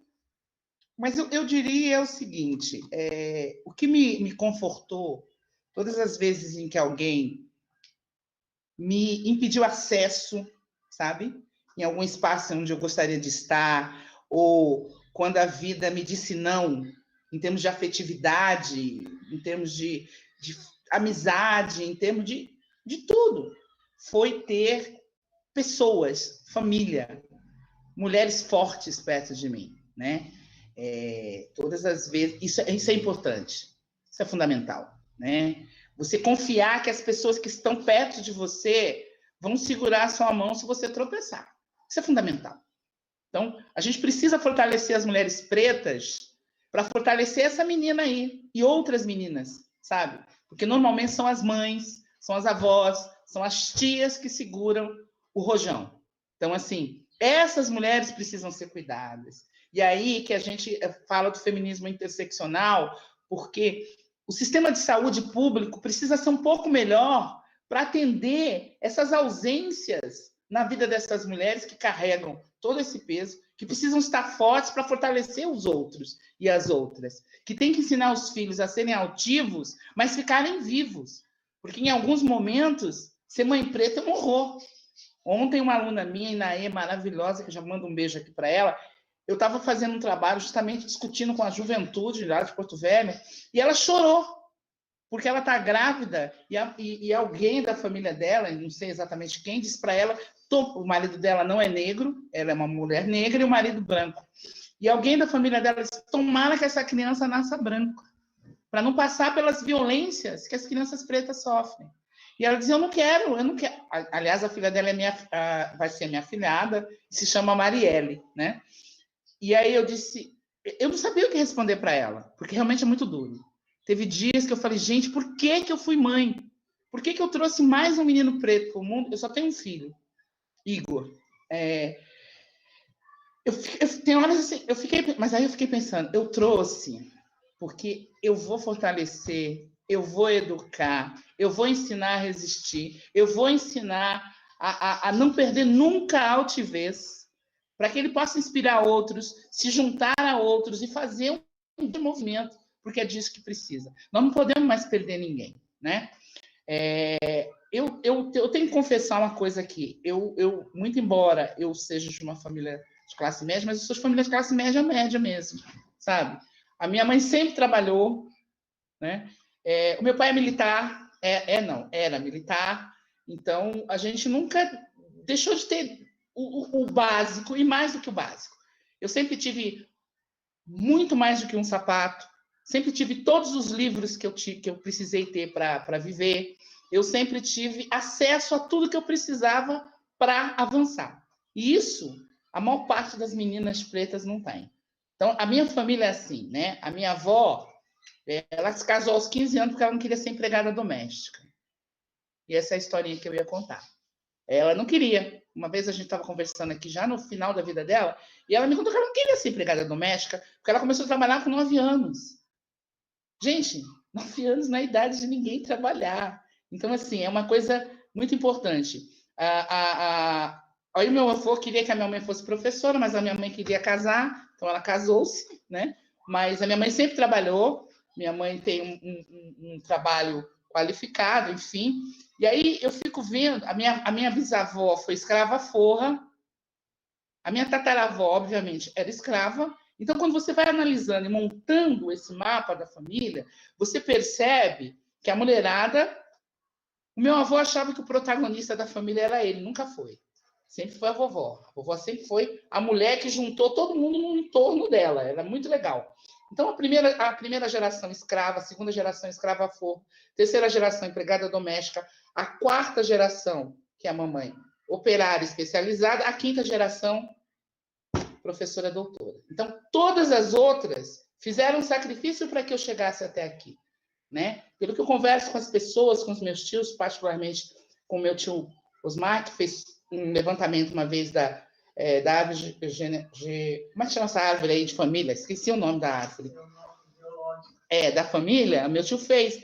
Ele falou, é fantástico o que as mulheres dessa família fizeram em 5 gerações. Então, assim, eu diria para essa garota, adorei ela ter reparado que meu cabelo é vermelho, mas, assim, é meu porque eu compro ele, né? Porque, na verdade... Eu não tenho essa coragem da minha amiga Karine dizer minha idade, não. Eu já estou naquela idade que eu falo, Jesus, eu tenho muito menos tempo pela frente do que, né, do que já ficou para trás. Mas, enfim, eu diria para você não desistir nunca. Porque as pessoas que dizem essas coisas para você não sabem de onde você veio. Você é uma rainha e você tem que ocupar o seu espaço de rainha. Não baixe a cabeça, né? Eu já passei por todas essas situações. E se bobear, ainda passo, né? Porque as pessoas hoje não dizem na minha frente, mas com certeza dizem, mas eu não estou nem aí, porque enquanto elas estão dizendo, eu estou andando, né? Eu diria para você também que você não vai chegar só aonde nós chegamos. Você vai muito mais longe, sabe por quê? Porque nós estamos aqui para garantir que você chegue. Enquanto eu tiver um fiozinho de voz assim, uma caneta na mão, você pode estar certa de que você chegará. Porque perto de mim, as meninas pretas só vão comer em pé na cozinha, se quiserem. Que é uma outra historinha, né? Que é assim, nenhuma menina preta, a minha avó dizia assim, que quando a mãe dela e ela trabalhavam na casa das pessoas para poder sobreviver, a minha avó, minha bisavó, no caso, uma das coisas que ela mais... Tanto que, assim, na minha casa, ninguém come de pé. As pessoas se sentam, porque a minha avó obrigava, a minha mãe tem esse mesmo costume, etc. e tal. Porque a minha avó tinha uma memória muito ruim de comer de pé, que é comer em pé na cozinha, esperando as pessoas, os patrões, acabarem de comer, lavar a louça, para depois comer.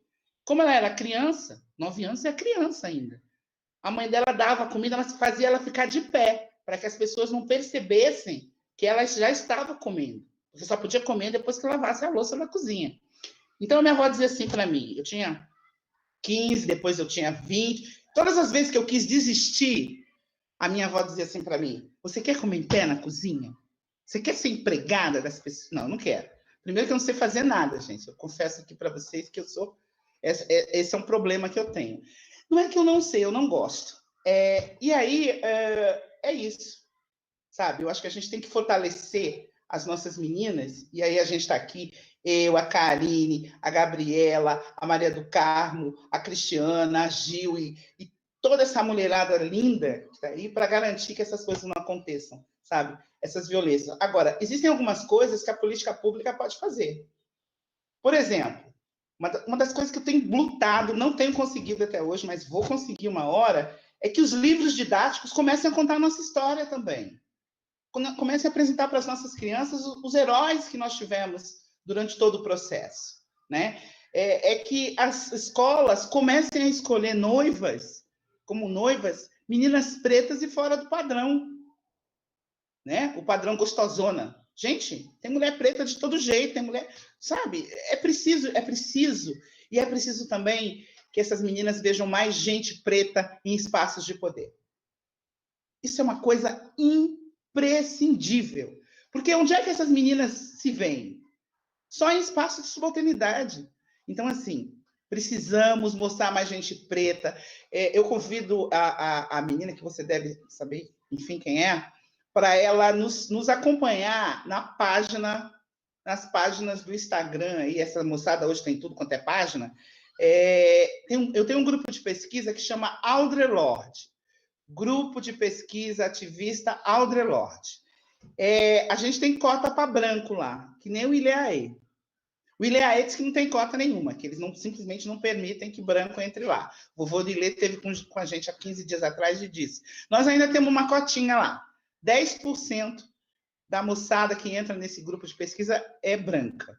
Uma, no caso. No máximo 2. Porque nesse momento, por exemplo, eu já tenho 20 e eu não posso expandir porque eles fizeram o espaço da minha casa como espaço do grupo de pesquisa.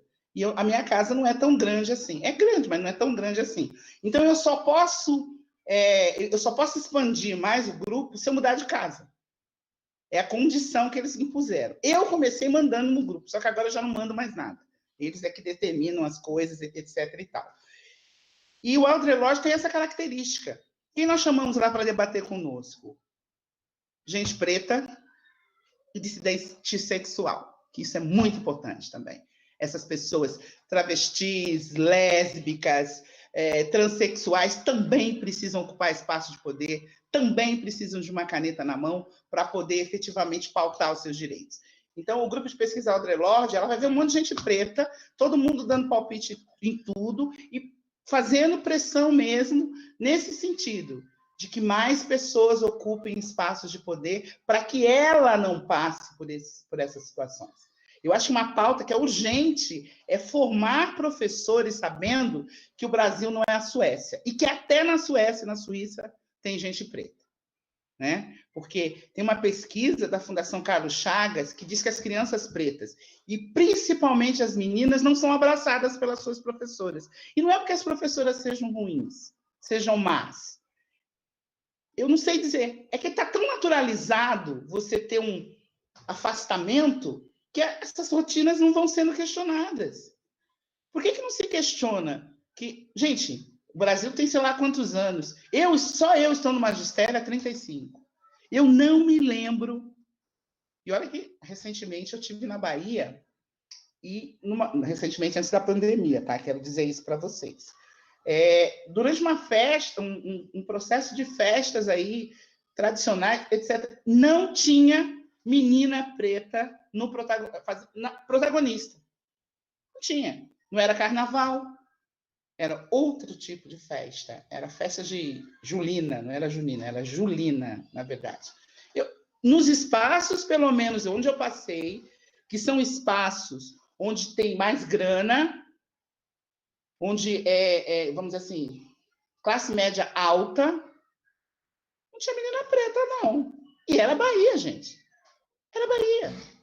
Então, tem alguma coisa de muito errada não está certa, né? Como diz a minha amiga. E a você, que eu não sei o nome ainda, mas eu vou saber, que eu vou ficar perturbando a Cris para me contar, é isso.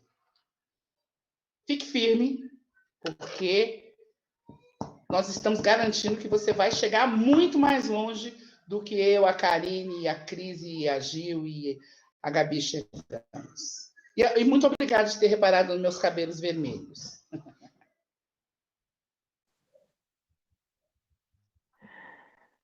Prontinho.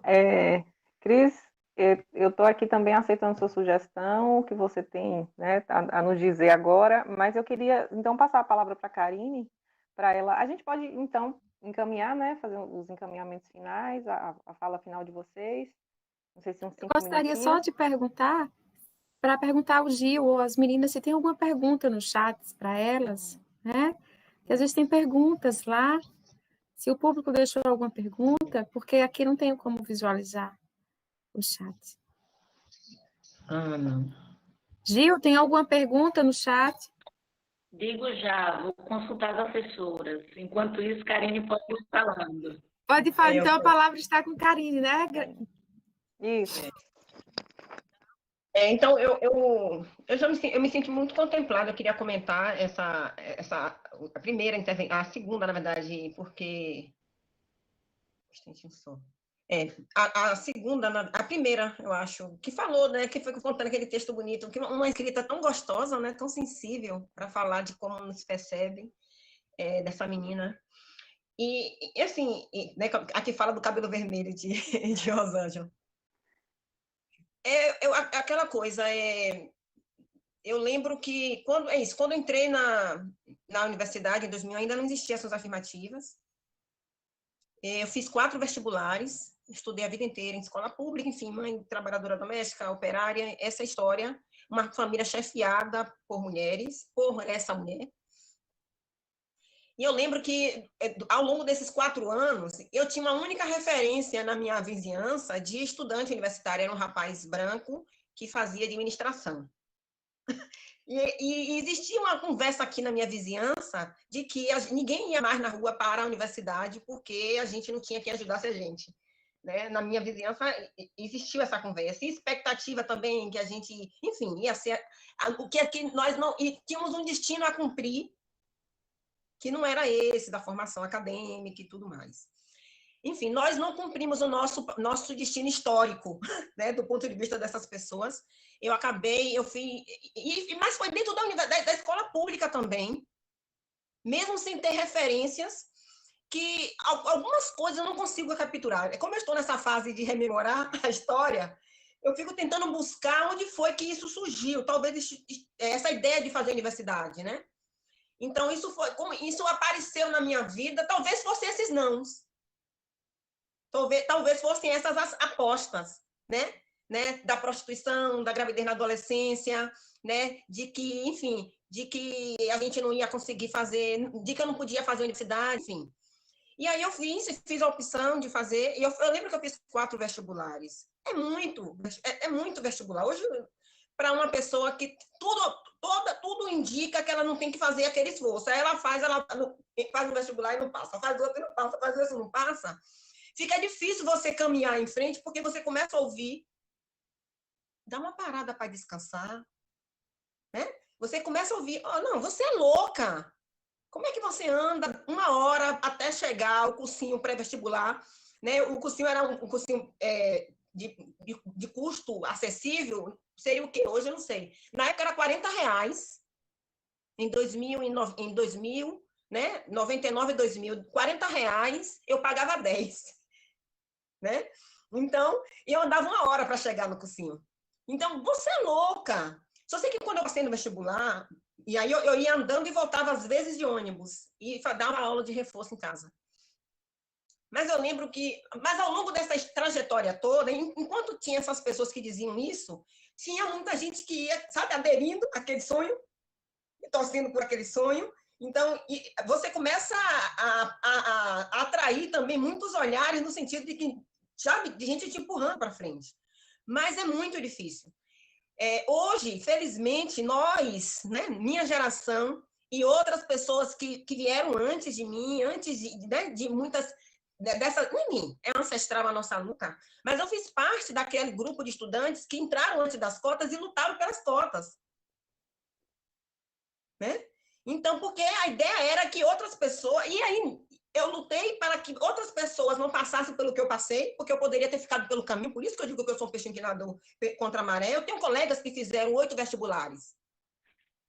Eu tenho um colega que fez o primeiro e depois não conseguiu fazer. Eu que não fez nenhum, mas que queria ir para a universidade. Enfim, então a luta era para que outras pessoas da minha família e outras pessoas, outras meninas e meninos, né, não tivessem que sofrer tudo aquilo para entrar na universidade. E lutei também junto com pessoas que sabiam que não iam para a universidade. Elas sabiam, muita gente sabia que não ia, estava lá na luta com a gente para garantir para os seus, para as suas. Então, você é herdeira dessas pessoas, querida menina. Hoje, a universidade está muito mais colorida, ela tem muito mais a nossa cara, mas ainda é muito difícil estar dentro da universidade, é muito difícil avançar. Se você é de movimento negro, de movimento de mulheres negras, é mais difícil ainda, porque sua fala o tempo todo ela é posta em xeque, mas também fazer militância tem suas alegrias, no discurso e na vida da outra pessoa que está refletindo sobre aquilo e aquilo te impulsiona. Dentro da militância e também fora da militância, é possível você pensar, sim, né, seu percurso, né, profissional, pensar suas escolhas na vida afetiva, acadêmica. É possível fazer isso dentro do universo da militância. Ou seja, ser militante não é só sofrer, é compartilhar também muitas alegrias e construir muitas possibilidades. Então é isso, né? Hoje ainda é difícil, mas eu acho que você tem mais referências. Tem nós duas aqui e tem outras tantas em outros lugares. E eu tenho certeza, assim, concordo com Rosângela, que você pode avançar muito mais. Nós tenhamos mulheres parecidas conosco dirigindo esse país, né? Ainda não chegou a nossa vez, mas vai chegar e que vai ser em breve. Espero eu. Mas não é só dirigir, a gente quer, né, nós queremos mulheres negras posicionadas em todos os espaços de poder nesse país. E eu queria comentar em relação a Ivanide, fazendo essa fala, eu quero pegar um gancho. Ivanide não está mais disputando, fazendo disputa eleitoral. Isso aqui não é... Né? Queria eu que Ivanide ou alguma mulher próxima de nós pudesse estar fazendo disputa hoje para eleitoral, não, estivéssemos construindo, pelo menos no meu campo de atuação, né? Que a gente estivesse construindo alguma candidatura de mulheres negras para dirigir esse país, né? No futuro próximo. Infelizmente, Karine, não. Ivanide... Karine, eu vou te fazer um convite aqui público para você fazer parte de um movimento chamado Mulheres Negras Decidem, que está pautando justamente isso.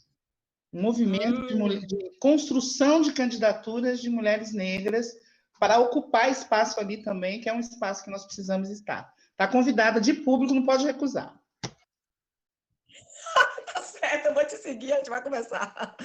Tem aqui em Salvador um grupo também chamado Fórum Marielles, né, que tem pautado, não sei se você teve notícia, Rosângela, que tem pautado, fazendo esse debate e apoiar, construído e tem apoiado candidaturas para vereança, para prefeituras no estado da Bahia.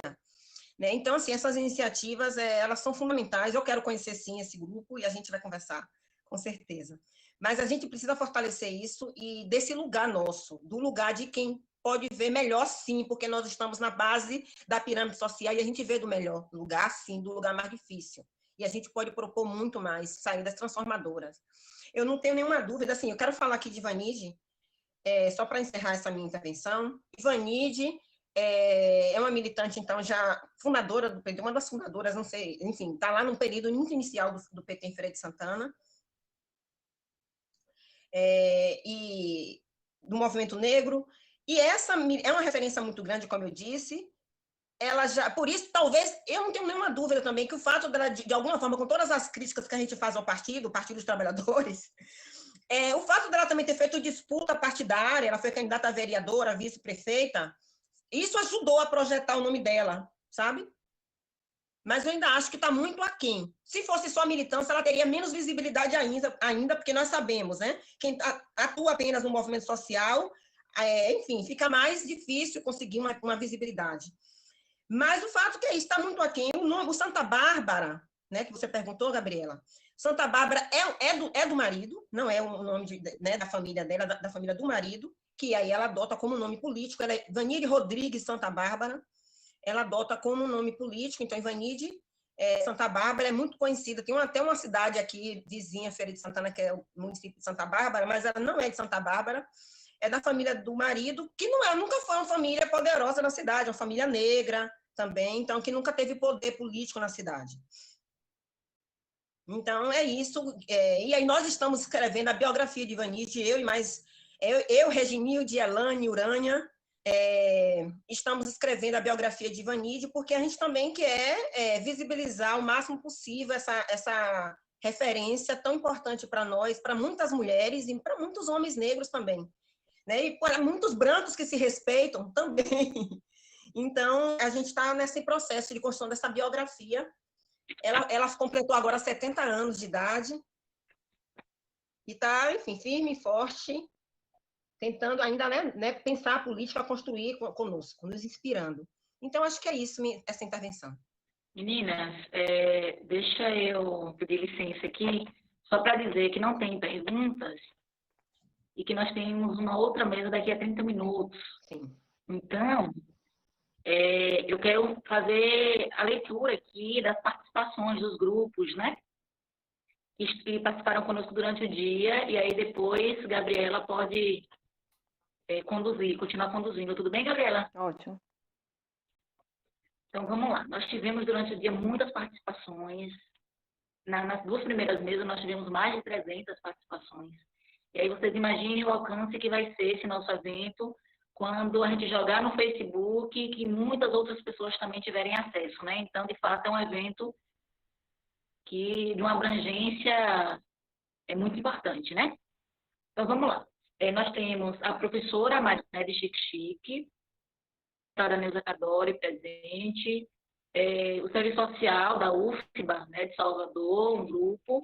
Nós temos o Instituto Federal da Bahia, Coletivo de Mulheres de Serrolândia, Rumba Gabriel, Portal Favelas, Fonte da Cidadania do Rio de Janeiro, a Associação dos Professores, o Sindicato, né, dos Professores de Jacobina, a PLB, o Coletivo de Mulheres Negras, né, Ivanide Santa Bárbara, esse que você está trazendo, né, o LAAFRO da UNEB, a Cajutiba, tem uns nomes muito interessantes que eu não conhecia ainda, Santa Cruz de Mirangaba, Rede Educom, Mulheres Negras, acho que é o mesmo, né?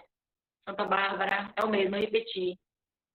Coletiva Periféricas, Espaço Cultural de Marias, a galera do pessoal de Jaboatão de Guararapes, no Pernambuco, de Ribeirão Preto, Movimento Olga Benário, Movimento de Mulheres de Jacobina, a qual eu estou na coordenação agora, né, junto com outras companheiras, a UNEB de Juazeiro, a Câmara Territorial de Mulheres do Piemonte da Diamantina, da Bacia do Jacuípe e Piemonte Norte do Itapicuru, Mulheres de Jaguarari, o Grupo Vítimas Unidas,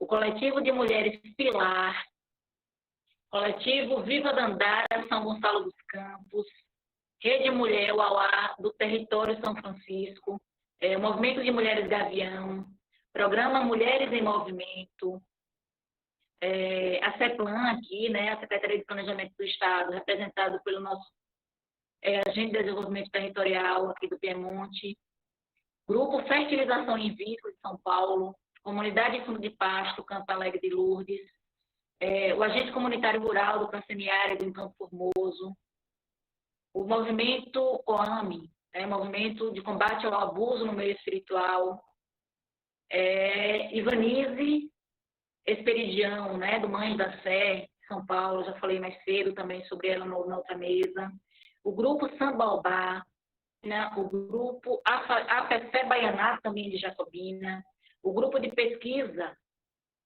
Audre Lourdes, eu pensava que era Audre Lourdes, mas aí a companheira Rosângela já corrigiu aí na fala, o Laboratório de História e Cultura Afro-Brasileira da UNEB, Campo 5 e Campo 7, o coletivo Marielas, as companheiras de Capo Grosso, a Comissão da Mulher da OAB de Itabuna, o IFBA de Jacobina, a Associação Elas Existem, Mulheres Encarceradas do Rio de Janeiro, e a Associação Paraense contra o Erro Médico, a PACEM. Então, é isso, nós temos outras mulheres tantas, de diversas cidades, e daqui a pouco nos reencontraremos. Eu aproveito já para me despedir, para agradecer em nome do Movimento de Mulheres, em nome do Movimento Alvulário, a todas vocês. E, Gabriela, está com você a fala. Obrigada, Gil. Que maravilha, hein? Muita gente. Isso vai repercutir quanticamente aí no universo. Que bom, já é revolucionário, já está sendo revolucionário, né? Bom, então eu queria agradecer a todas vocês, a todos, espero que tenham rapazes também nos assistindo, que a gente não vai construir nada nesse mundo se os homens também não entenderem que essa é uma luta de todo mundo, né?